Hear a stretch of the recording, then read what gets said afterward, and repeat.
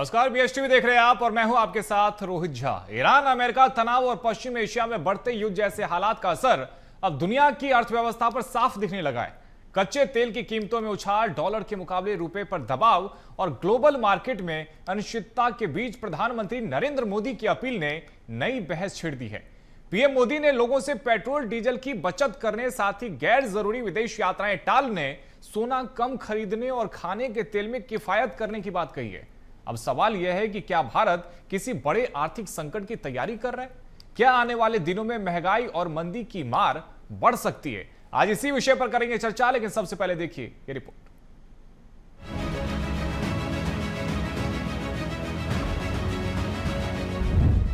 Iran America युद्ध का पड़ने लगा असर। भारत आखिर कब तक रहेगा बेअसर? पीएम मोदी ने देशवासियों को दी हिदायत, देशवासियों को बरतनी होगी किफायत।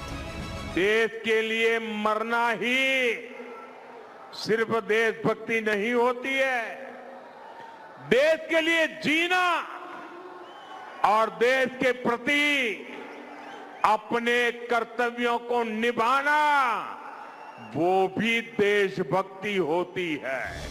पीएम मोदी ये भाषण रविवार को सिकंदराबाद में दे रहे थे। प्रधानमंत्री नरेंद्र मोदी ने अपने भाषण में खुले मंच से लोगों से पेट्रोल और डीजल को लेकर किफायत बरतने को कहा।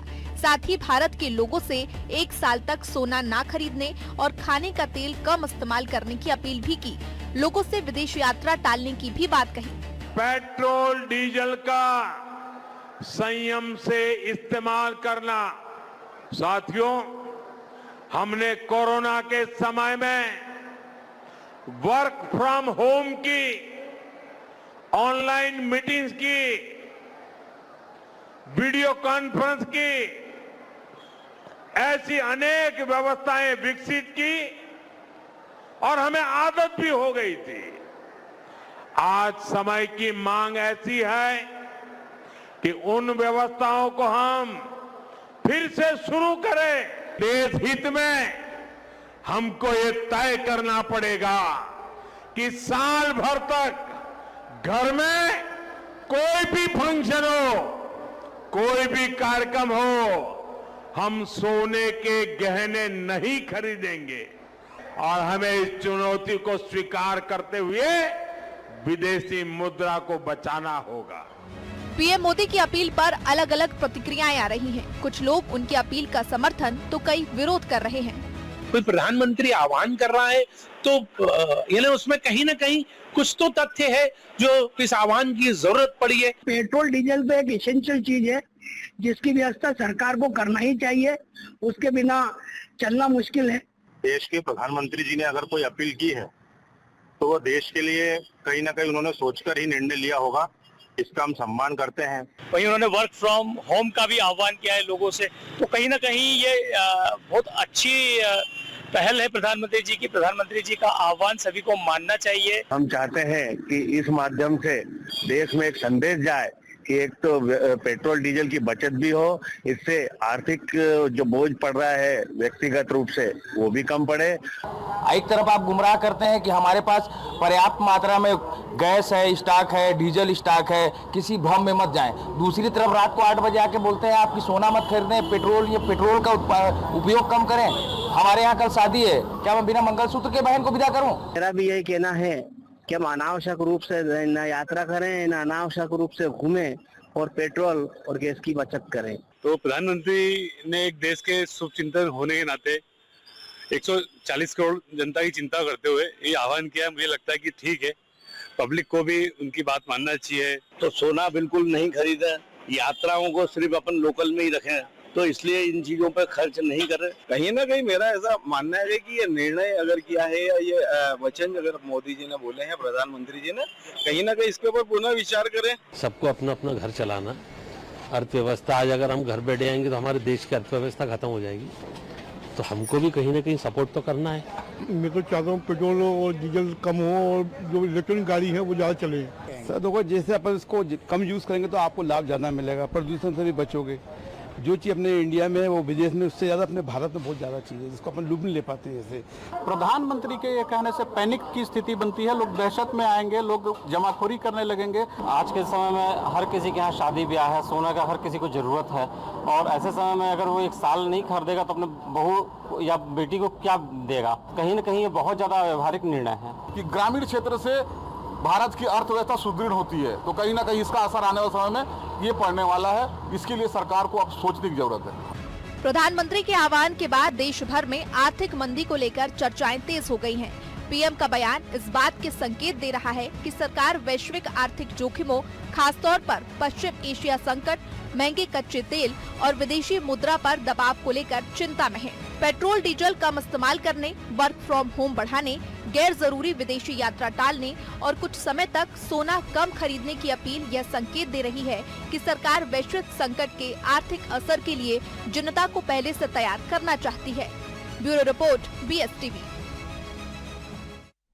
तो देखिए, सोने की खरीदी पर कोई कानूनी पाबंदी नहीं है, केवल एक नैतिक अपील प्रधानमंत्री की तरफ से की गई है। इसी विषय पर करेंगे चर्चा। हमारे साथ में 2 बेहद खास मेहमान जुड़ गए। मेहमानों से आपका परिचय करवा देते हैं। हमारे साथ में अजय भसीन जी जुड़े हैं, महामंत्री हैं छत्तीसगढ़ चैंबर ऑफ कॉमर्स के। साथ ही हमारे साथ में भावना शुक्ला जी जुड़े हैं, आर्थिक विश्लेषक हैं। भावना जी, सबसे पहले आप ही के पास में आता हूँ। आखिर क्या वजह देखती हैं आप, प्रधानमंत्री नरेंद्र मोदी को अचानक से ये अपील क्यों करना पड़ गया कि आप सोना मत खरीदिए, विदेशी यात्रा को टालिए और साथ ही फ्यूल बचाने की अपील? इसके पीछे की वजह क्या है? बहुत समय से, मतलब करीब 1 महीने से भी ऊपर हो गया है। हम जानते हैं कि मिडिल ईस्ट में जो क्राइसिस चल रहा था, अभी तक एक कुशन की स्थिति बनी हुई थी कि लोगों पर वो नहीं आए, क्योंकि हमारे यहाँ पर भंडारण है, ये सब बातें कही गई थी।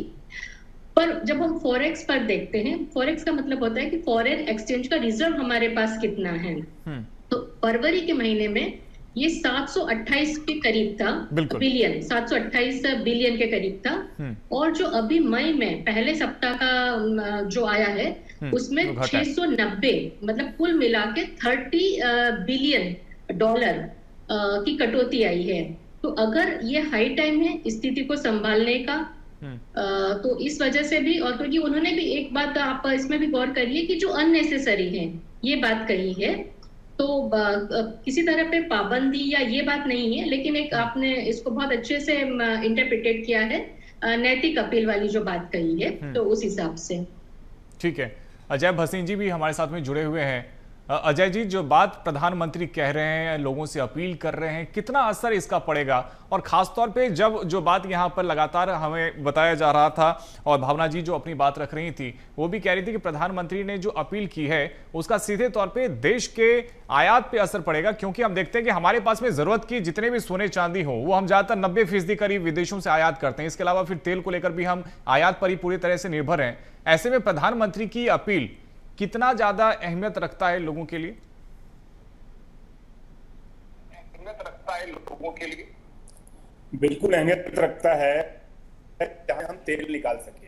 हमारे यहाँ पे क्रूड ऑयल आता है, जिसमें उसके बाद हमारे यहाँ पे वो पेट्रोल और डीजल के रूप में उपयोग होता है। अब यहाँ पे बात ये हो रही है कि जब हम देख रहे हैं पूरा इंटरनेशनल क्राइसिस चल रहा है और वो उसको आने वाले समय में वो इफेक्ट डालने वाला है, तो क्यों ना आज से ही हम उसकी तैयारी कर लें।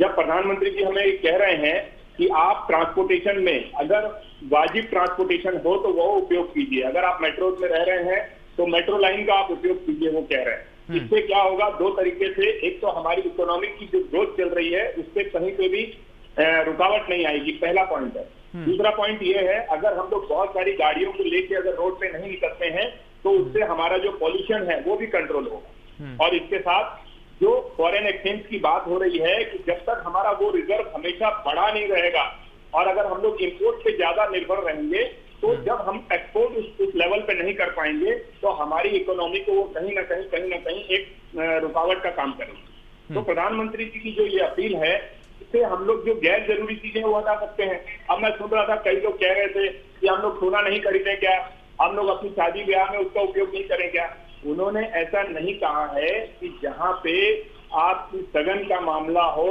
और सगुन के लिए जो चीज का उपयोग करना हो तो हमें करना ही है। वो तो हमारे पुरखों ने भी हमारे पास हमेशा आगे दे के जाते हैं। हमारे जो पहले की पीढ़ियां हैं वो आने वाली पीढ़ियों के लिए उसे संगठित करके जाती है। ये बात हो रही है कि आज जो लोग इस पे ट्रेडिंग कर रहे हैं, अनावश्यक पैसा लेके अपने पास सोना रख रहे हैं, जिससे कि सोने की डिमांड बढ़ती चली जा रही है। उन्होंने इशारा किया है इन चीजों से अजय जी, लेकिन इशारे के साथ क्या एक चेतावनी भी है कि आने वाले समय में एक मंदी आ रही है जिसके लिए हमें तैयार रहने की जरूरत है? कभी भी जो ऐसी चीज होगी, जो हमारे पास स्कैर्सिटी है, जिस चीजों की, जो चीजों की कमी है, अगर वो उस चीजों का हम ज्यादा उपयोग करेंगे तो आने वाले समय में उसकी हमें कमी आ जाएगी और उसके हमें अनाप शनाप भाव देके हमें खरीदना पड़ेगा। जैसा उन्होंने कहा है कि हमारे पास ऐसी कोई सुविधा नहीं है कि हम अपने यहाँ जमीनों से तेल निकाल सके।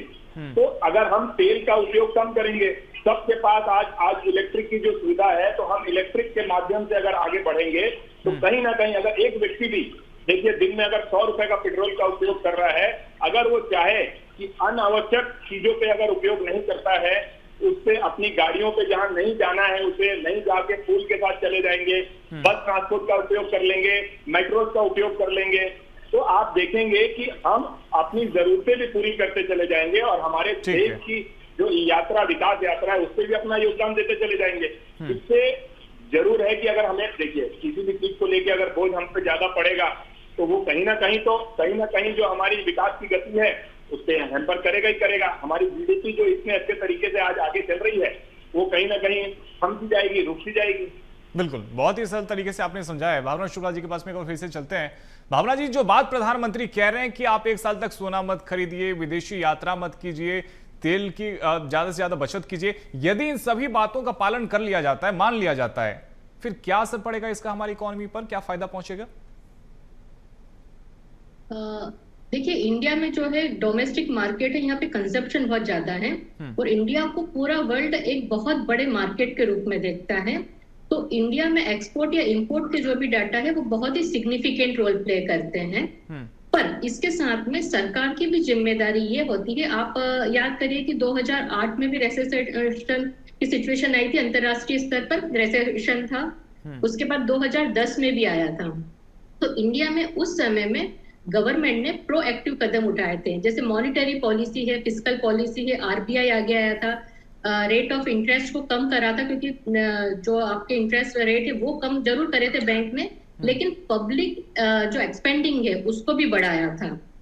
और जो ट्रेडर्स कह ले या मैन्युफैक्चरर्स रहे, उन्होंने भी फोकस इंटरनेशनल मार्केट से उठा के डोमेस्टिक रिक्वायरमेंट के ऊपर करा था। तो उससे इकोनॉमी को एक बहुत सपोर्ट मिल गया था, क्योंकि हमारे यहाँ डोमेस्टिक लेवल पर कंजप्शन ज्यादा होगा, तो नेचुरली जो बिजनेसमैन है, कंजप्शन अगर ज्यादा हो रहा है तो इनकम उनकी भी हो रही है। तो ये एक पूरा साइकिल है। तो इस पूरे साइकिल के लिए सरकार और उसकी पॉलिसी जिम्मेदार रहती है। तो जब ऐसा टिपिकल समय जब आता है, क्रूशियल समय आता है, तो वो पॉलिसी भी बहुत महत्वपूर्ण रोल प्ले करती है। ठीक है अजय जी, किस तरह से लोगों को समझाया जाए, खासतौर पे ग्रामीण क्षेत्रों में रहने वाले लोगों को समझाया जाए, जिन्हें ये नहीं मालूम कि फॉरेन एक्सचेंज क्या होता है, उसके घटने से या बढ़ने से क्या होता है, दूसरी बात कैसे हम उसे आयात करते हैं अपने देश में, आयात निर्यात क्या है, जिन्हें बिल्कुल बेसिक नहीं मालूम, अगर उन्हें ये पता चलता है कि प्रधानमंत्री कह रहे हैं कि सोना मत खरीदो, तो लोगों में एक डर तो पैदा हो रहा है। तो किस तरह से उस डर को कम करके आम जनता तक भी इस बात को समझाया जा सके? अगर कोई देश विकास की गति पे तेजी से आगे चलता है तो सबसे बड़ा लाभ किसी को अगर मिलने होता है ना, जो छोटी सिटीज होती हैं उनको मिलता है। अगर हम यहाँ पे सिटीज और गांव की बात करें तो अब जहाँ पे बड़े सिटीज में जहाँ तरक्की होनी थी वहां हो चुकी है। अब सबसे ज्यादा लाभ कहाँ पे मिलेगा? वो मिलेगा जो छोटे शहर हैं या फिर जो गाँव का क्षेत्र है। अब वहाँ कैसे मिलेगा? मैं आपसे एक उदाहरण के तौर पे कहता हूँ, जो बड़ी सिटीज अपने तौर पे डेवलप हो चुकी है, उनका कंजम्पशन हर चीजों का बहुत बढ़ चुका है, तो हमें कैसे उदाहरण के तौर पे इस चीजों को लेना चाहिए? ये जो आपदा आई है उसको एक हमने अवसर कैसे पैदा करना चाहिए? हमें जो गांव या छोटी सिटीज है वहां पे प्रधानमंत्री सूर्य योजना चल रही है, उसके तहत में हमें सोलार की तरफ डाइवर्ट हो जाना चाहिए। इसको हमें अवसर की तरीके से लेना चाहिए। हमें लेना चाहिए कि जहां पे नेसेसिटी नहीं है वहां पेट्रोल का उपयोग ना करें हम, इस तरीके से किया जाएगा। और सोना ना खरीदने की अपील नहीं की गई है, जो गैर जरूरी सोना है सिर्फ उससे दूरी बनाने की बात की गई है। अभी अब देखिए वो भी एक फायदेमंद बात है। हम अपने व्यापारियों को इंस्पायर करने जा रहे हैं, ये बात बताने जा रहे हैं आगे आने वाले समय में कि देखिए अगर आज आप सोना खरीदते हैं, एक 10 तोले का सोना आप खरीदते हैं अगर मान लीजिए, और उसकी कीमत आज 1.5 लाख रुपए है। अगर आप 1 साल तक हम लोग इस चीजों पे बहुत ज्यादा प्रेशर नहीं देंगे और सोने की खरीदी पे ज्यादा ध्यान नहीं देंगे तो हो सकता है कि आगे आने वाले समय में उतने ही पैसे में आपको 15 ग्राम मिल जाए आपको। तो ये आपके लिए फायदे वाली बात होगी जब ये बताया जाएगा। बिल्कुल। और आज क्यों सोने की कीमत बढ़ती चली जा रही है, और सोने को हमें बराबर तौर पे इंटरनेशनल मार्केट में रखना पड़ेगा। उस चीज की कमी होती है तो हम उसका इंपोर्ट करते हैं, और इंपोर्ट करने से जब डोमेस्टिक मार्केट में उसका दबाव पड़ता है तो उसके रेट इंक्रीज होते चले जाते हैं। ठीक है, शुरुआत में हमने कुछ लोगों के रिएक्शन सुनवाए थे, अब राजधानी रायपुर में प्रधानमंत्री की अपील को लेकर लोगों का क्या कुछ कहना है, सुनवाते हैं आपको। आम भारतीय अपनी आपातकालीन परिस्थिति के लिए सोना खरीदता है कि वह कभी भी कोई आपात स्थिति आए वह सोने को बेचकर अपने चाहे घर खर्च हो, चाहे बीमारी का इलाज है, या और जो विशेष परिस्थितियां हैं उससे वह निपट सके। इसलिए जेवर सोना खरीदता है। जो निवेशक हैं वो बार और कॉइन के रूप में जो निवेश करते हैं, निश्चित तौर पर इसमें कमी आएगी। एमसीएक्स को असर आएगा। मेन है वायदा बाजार जिस पर असर आना है। हम तो ये मांग करते हैं कि वायदा बाजार को मोदी जी भारत में बंद कर दें। वेडिंग सीजन आ रहा है और लोगों का सोना खरीदने का बहुत मन करता है, तो और एक अभी मैंने उनका सुना था कि वर्क फ्रॉम होम का, सारे लोग वर्क फ्रॉम होम तो कर नहीं सकते। जैसे मेरा जॉब तो ऑन फील्ड वर्क है, मेरा कैमरा के पीछे है, अब मैं वर्क फ्रॉम होम करूँ तो छुट्टी पे जाना पड़ेगा। तो कुछ चीज़ें सही है, कुछ चीज़ें गलत है। लेने के लिए उन्होंने कोई प्रतिबंध नहीं लगाया है गोल्ड और सिल्वर पे। हम जो भी हमारी डेली यूज़ आ रहे हैं या शादी ब्याह में हम लेना चाह रहे हैं तो वो सब हम लें और ले सकते हैं, उसमें कोई नेगेटिव नहीं है। जैसे प्रधानमंत्री जी कहीं पे जाते हैं तो पूरी इनके साथ 40-50 गाड़ियाँ जाती है, उसमें पेट्रोल की खपत होती है। जैसे कहीं भी जाते हैं तो चार्टर फ्लाइट में जाते हैं। ईवी में पहले खुद शिफ्ट हो जाएं, उसके बाद तो दूसरों को बोलने तो दूसरा भी मानेगा ना। अगर वो बोल रहे हैं कि पेट्रोल डीजल का उपयोग कम करना चाहिए तो फिर मुझे एक बात बताइएगा कि जितना उनके आगे पीछे जो गाड़ी चलती है, बोलेरो हो चाहे डीजल हो चाहे पेट्रोल हो, राइट, तो उन लोग को इस्तेमाल कर रहे वो सही है, ठीक है, उनका काफिला जा रहा है तो उसको फिर कंज्यूम वो भी काहे कर रहे हैं। पहले तो वही पहले इम्प्लीमेंट कर ले फिर उसके बाद करें। अगर वर्क फ्रॉम होम की बात है तो सरकार हमको घर में बैठा दे और सैलरी दे दे और घर वालों को खर्चा दे दे तो हम वर्क फ्रॉम होम कर लेंगे। तो लोगों के रिएक्शन सुन रहे थे आप। एक बार फिर से मेहमानों के साथ में चलते हैं। हमारे साथ में लगातार अजय भसीन जी और भावना शुक्ला जी जुड़ी हुई हैं। अजय जी, आपके पास में आते हैं, और लोगों के बीच में एक बहुत बड़ी चिंता है कि अचानक से जो प्रधानमंत्री की तरफ से अपील कर दी गई है, कोई इसको लेकर के सोच नहीं रहा था कि अचानक से प्रधानमंत्री आएंगे और लोगों से इस तरह की अपील करेंगे कि आप सोना खरीदना कम कर दिए। तेल को लेकर तो लोग फिर भी मान रहे थे, लेकिन एक बात अजय जी, जो इस बीच हम रिएक्शन सुन रहे थे तो कुछ एक लोग हैं जो कह रहे थे कि एलपीजी को लेकर तो सरकार लगातार कह रही थी कि हमारे पास में पर्याप्त एलपीजी है, फ्यूल भी हमारे पास में खूब पर्याप्त है, ये भी अलग अलग कंपनियां लगातार दावा कर रही थी। फिर क्या जरूरत पड़ गई कि भारत को अब यह कहना पड़ रहा है कि आप तेल की खपत कम कर दीजिए? देखिए भाई साहब, आप लोग भी देख रहे हैं, इंटरनेशनल न्यूज बहुत अच्छे तरीके से कवर कर रहे हैं और आपके माध्यम से हम तक भी वो न्यूज पहुंच रही है। सबको ये मालूम है कि वो इंटरनेशनल टेंशन की वजह से आज वहां पे जितने भी टैंकर्स पहले निकल रहे थे आज वो ठहर से गए हैं, थम से गए हैं। जब वो वहां से हमारे लिए वो उत्पाद यहाँ तक पहुंचेगा ही नहीं तो हम उसको कैसे रिसोर्सेज को पूरी की तरीके से फिल कर पाएंगे? तो ये दिक्कत तो है। अब हमारे पास जो रिजर्व पड़ा हुआ है उसके माध्यम से आज पैनिक सिचुएशन नहीं हुई है, जबकि पूरे के पूरे वर्ल्ड में क्राइसिस चालू हो गया है, रेट्स बहुत ज्यादा बढ़ गए हैं, कहीं किल्लत की कमी देखने को मिल रही है। आज भी हमारे देश में हमारे ऐसा नेतृत्व है हमारे देश में प्रधानमंत्री नरेंद्र मोदी जी का कि जिनके नेतृत्व में हमें ये किल्लत का सामना नहीं करना पड़ रहा है। लेकिन आप बताइए, अगर आज हम लोग 100 रुपए डीजल पेट्रोल का ये है और हम लोग अगर ये धीरे धीरे ये चीजें हमको नहीं मिलेंगी या आने वाले समय में महंगी मिलेगी तो कितने दिन उसको सस्टेन मेंटेन करते चलेंगे? अपने जो हमारे कंजम्पशन है अगर उस पर हम रोकथाम कर लेंगे तो जो अनावश्यक रेट हमारा देश जो उस कर्ज में जाने वाला है, उनसे जो महंगा पेट्रोल डीजल लेके हम लोग कंज्यूम करेंगे उससे हम अपने देश को बचा पाएंगे। अब दूसरी बात हो रही है, वर्क फ्रॉम होम की बात हो रही है। 100% वो उन लोगों के लिए बात हो रही है जो बड़ी मीटिंग्स हो रही हैं, जो जिस जगह पे फील्ड में ऐसा काम होता है कि वहां पे बुला के मीटिंग्स होती है, उसके ऑनलाइन की वर्क फ्रॉम होम की बात हो रही है, ऑनलाइन की बात हो रही है।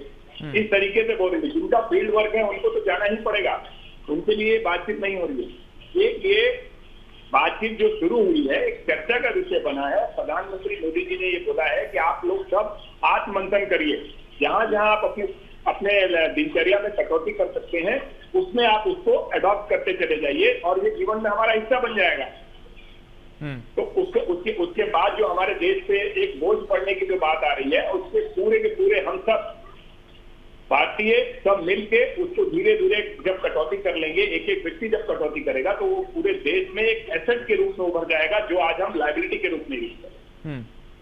बिल्कुल, जो बात अजय जी कह रहे हैं, भावना जी देखिए, ये बात तो बिल्कुल ठीक है कि कोई व्यक्ति अगर ये सोचे कि केवल उसके बदल जाने मात्र से, उसके पब्लिक ट्रांसपोर्ट के यूज करने मात्र से, उसके सोने चांदी की खरीदी नमाज से कितना कुछ बदलेगा, लेकिन जब पूरा देश मिलकर प्रयास करेगा तो इससे तो एक बड़ा बदलाव आएगा ना।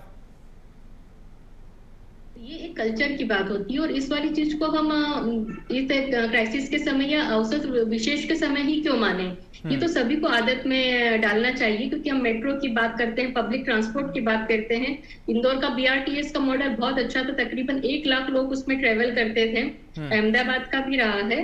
तो पब्लिक ट्रांसपोर्ट के पीछे भी कॉन्सेप्ट ये रहा है। आज हर जगह आप देखेंगे जब हम जाते हैं ट्रैफिक में घंटों फंस जाते हैं, तो इसके बदले पब्लिक ट्रांसपोर्ट की आदत डालना, तो ये एक आदत की बात है। एसी हर गर्मी से बचने के लिए एसी लगाया जाता है, लेकिन पर्यावरण को कितना नुकसान हो रहा है, और ये अब हमारी सभी की आदत में शुमार हो चुका है। तो इसको एक समय विशेष के बदले ये एक कल्चर की बात है, जिसको एक स्टेटस सिंबल से अलग हटके एक सहूलियत के लिए भी होना चाहिए। ये ठीक है। अजय भसीन जी, भारत में हम देखते हैं कि हर शुभ कार्य में सोने चांदी की अहमियत है, और ऐसे में अगर लोग सोना चांदी खरीदना बंद कर दें, और खासतौर पे बिजनेस पे इसका क्या असर पड़ने वाला है, और जितनी ज्वेलरी शॉप है उन पर इसका क्या असर पड़ेगा? अभी हम सुन रहे थे विशेषज्ञ से, सोने चांदी के मालूम साहब कह रहे थे कि इसमें सबसे ज्यादा जो आम खरीदारी है उससे कभी भी फर्क नहीं पड़ता है। इससे जो वादा बाजार जो चल रहा है, वादा बाजार में इसका रेट को बहुत ऊपर तक लेके जाया जा रहा है। हम लोग अपने रस्मों के लिए जो अदायगी के लिए हम लोग सोना खरीदते हैं, चांदी खरीदते हैं, वो तो बिल्कुल निरंतर बादस्तूर जारी रहना चाहिए। फिर से मैं कह रहा हूँ, अगर कोई अपने बच्चों को सोना देना चाहता है, आज अगर वो 1 लाख रुपए का सोना देना चाहता है, और अगर इस समय पे वो उनको एक रस्म के तौर पे कुछ सोना दे दे और कुछ पैसा उनको दे दे, तो उस बचे हुए पैसे से जब वो 1 साल बाद जब सोने का रेट अभी अननेसेसरी बढ़ता चला जा रहा है ये वादा बाजार की तरफ से, और हम सब अपने में संयम रख लेंगे, तो हम उससे आने वाले समय में थोड़ा सा ज्यादा सोना खरीद पाएंगे। ठीक है, ये भावना जी के पास में चलते हैं। ठीक है, लौटूंगा अजय जी आपके पास में। भावना जी, जिस तरह से हम देख रहे थे कि भारत तेज गति के साथ में विकास कर रहा था, लेकिन जरूर जो वैश्विक एक संकट हमारे सामने खड़ा हो गया, उसका असर भारत पे पड़ रहा है। आने वाले समय में भारत के सामने क्या कुछ चैलेंजेस आप देख रहे हैं? देखिए, भारत, आपने बिल्कुल सही बात कही है, क्योंकि अभी तक ब्राइट स्पॉट में रहा है, क्योंकि इसकी जीडीपी की जो रेट है वो 6.6 के तकरीबन, और वो आगे और बढ़ने की संभावना इस पे जतलाई जा रही थी। पर बहुत बड़ा पोर्शन, हम 85% के करीब फ्यूल को इंपोर्ट करते हैं। यहाँ तक कि हमारे यहाँ पर ईडिएबल ऑयल, जो खाने के ऑयल होते हैं, ऑलिव ऑयल या इस तरह के एक्सोटिक, वो भी इंपोर्ट किए जाते हैं। तो बहुत बड़ा मुद्रा का जो भंडार है वो बाहर जाता है। कई समय से कोशिशें की जा रही थी कि रिन्यूएबल एनर्जी की तरफ जाया जाए, सोलर की तरफ, इलेक्ट्रिक गाड़ियों के लिए, बैटरी वाले के लिए। तो इसके लिए हमको अभी इंफ्रास्ट्रक्चर तैयार करना है, और इतनी जल्दी ये रातों रात तो नहीं हो सकता।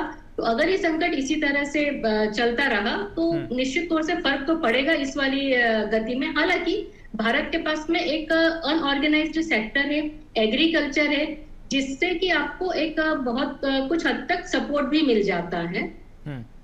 ठीक है, अजय भसीन जी, चलते चलते कोई राय, कोई सुझाव आपकी तरफ से भी देशवासियों को, क्योंकि प्रधानमंत्री ने अपनी तरफ से कई सारी अपील की है, कुछ ऐसी चीजें जो आप भी कहना चाहते हैं जिसका ध्यान रखा जाना चाहिए?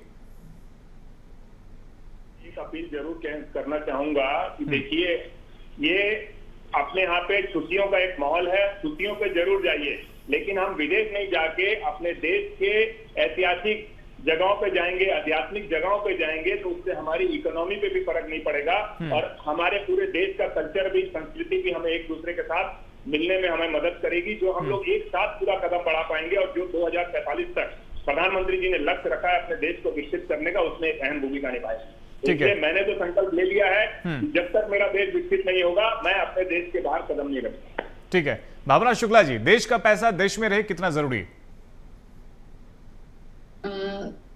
बहुत इससे फायदा तो होता ही है हमें, क्योंकि हमारे यहाँ का मुद्रा भंडार, जो कि मैंने बात की शुरुआत में भी कही थी, कि तकरीबन उसमें 30 बिलियन करोड़ का जो फर्क पड़ा है, तो उससे फर्क तो पड़ेगा कि देश का पैसा देश में रहे, पर हम ग्लोबल वर्ल्ड में रह रहे हैं, तो इतना आसान भी नहीं है ये चीजें। हम सब भी देखते हैं कि सर्विस सेक्टर में इंडिया का बहुत कुछ जो बाहर हम एक्सपोर्ट भी कर रहे हैं, क्योंकि हम इंपोर्ट कर रहे हैं ऐसी बात नहीं है, हम एक्सपोर्ट भी कर रहे हैं, तो ये हमारे लिए भी अच्छी बात है कि हमारा एक्सपोर्ट भी बढ़ा है। पर जो डेफिसिट आ रहा है इंपोर्ट और एक्सपोर्ट का, वो घटना तो चाहिए। मनोज जी, हम ये भी देख रहे थे कि हम लार्जेस्ट इकोनॉमी बनने की ओर आगे थे, थर्ड लार्जेस्ट इकोनॉमी बनना चाहते थे, लेकिन पिछले कुछ समय में हम पीछे चले जाते गए। इसका आने वाले समय में और क्या असर पड़ेगा इस वैश्विक संकट का? अगर हम कंपैरेटिवली करेंगे तो वर्ल्ड में ऐसा नहीं है कि सिर्फ भारत की स्थिति ये है, क्योंकि अगर हम बात करते हैं रुपए की कमजोर होना या मजबूत स्थिति में आना, तो उसकी तुलना करते हैं डॉलर से। अमेरिका का डॉलर बड़ी मजबूत स्थिति में माना जाता रहा है, तो डॉलर भी कमजोर हुआ है इस बीच में, तो ये तुलनात्मक अध्ययन रहता है, क्योंकि कोई भी कंट्री की प्रोग्रेस हम आइसोलेटेड नहीं देख सकते हैं कि हम इसमें। पर अगर मैंने जैसे कहा कि अभी तक जो रहा, अभी तक की सिचुएशन संभली रही, क्योंकि इंडिया ने भी स्ट्रेटेजिक ऑटोनॉमी की पॉलिसी अडॉप्ट करी थी दूसरे देशों के साथ में जब भी संकट आया है, मिडिल ईस्ट वाली जो बात थी यहाँ पर इकोनॉमी आइसोलेशन में नहीं चलती है कभी भी, तो असर तो हर देश पे, उसकी इकोनॉमी पे बहुत कुछ कम या ज्यादा पड़ता ही है। ठीक है, समय की हमारे पास में फिलहाल कमी है और चर्चा बनने के लिए बहुत शुक्रिया अजय हसीन जी आपका, और साथ ही भावना शुक्ला जी आपका भी हमारे साथ में जुड़ने के लिए। तो देखिए, प्रधानमंत्री नरेंद्र मोदी ने जो अपील की है वो बहुत सीधी सी है कि वो पैसा जो देश का है उसे ऐसी जगहों पर न लगाएं जो सीधे तौर पे डॉलर के जरिए बाहर चला जाएगा, यानी कि जो हमारे पास में ना है, फिर वो ऑयल हो या फिर जो सोना है जो हम बाहर के देशों से लेते हैं, उसकी कम से कम खपत कीजिए, ताकि जो विदेशी मुद्रा भंडार है उस पर इसका असर ना पड़े। और देखना ही होगा कि प्रधानमंत्री का अपील के बाद अब देशवासी किस तरह से प्रधानमंत्री की अपील को लेते हैं और क्या कुछ इससे बदलाव आता है। तो कुल मिलाकर घबराने की जरूरत नहीं, केवल कुछ सतर्कता बरतनी है और देश हित में अपना योगदान देना है। फिलहाल इस चर्चा में इतना ही, खबरों का सिलसिला जारी है, आप देखते रहिए बेस्ट न्यूज़। नमस्कार।